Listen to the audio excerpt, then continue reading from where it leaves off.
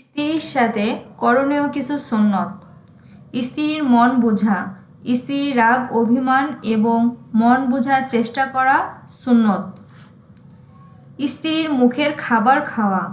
আয়েশা রাদিয়াল্লাহু তাআলা আনহু হাড়যুক্ত গোশত খাওয়ার পর রাসূল সাল্লাল্লাহু আলাইহি সাল্লাম আয়েশা রাদিয়াল্লাহু তাআলা আনহু এর খাওয়া হাড় চুষে খেতেন।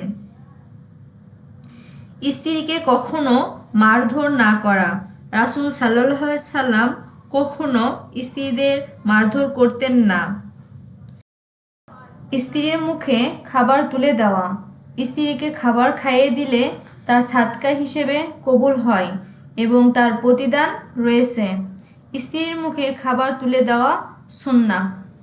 স্ত্রীকে সুন্দর নামে ডাকা। রাসূল সাল্লাল্লাহু আলাইহি সাল্লাম আয়েশা রাদিয়াল্লাহু তাআলা আনহুকে হুমায়রা বলে ডাকতেন।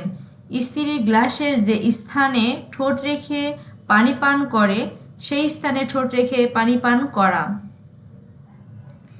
স্ত্রীর সাথে খেলা করা। রাসূল সাল্লাল্লাহু আলাইহি সাল্লাম এবং আয়েশা রাদিয়াল্লাহু তাআলা আনহু রাত্রিতে সবাই ঘুমালে দৌড় প্রতিযোগিতা করতেন। স্ত্রীর কোলে মাথা রাখা। স্ত্রীর কোলে মাথা রেখে কোরআন তেলাওয়াত করা সুন্নত। স্ত্রীর সাথে একই সাথে গোসল করা। রাসূল সাল্লাল্লাহু আলাইহি সাল্লাম কখনো আয়েশা রাদিয়াল্লাহু তাআলা আনহু এর সাথে কখনো মায়মুনা রাদিয়াল্লাহু তাআলা আনহু এর সাথে গোসল করতেন।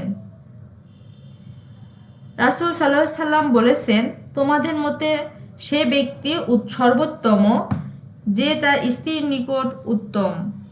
হযরত মুহাম্মদ সাল্লাল্লাহু আলাইহি সাল্লাম বলেন, কারো যদি দুজন স্ত্রী থাকে এবং সে উভয়ের সঙ্গে ন্যায়বিচার না করে তাহলে কিয়ামতের দিন সে বিকলাঙ্গ অবস্থায় হাজির হবে।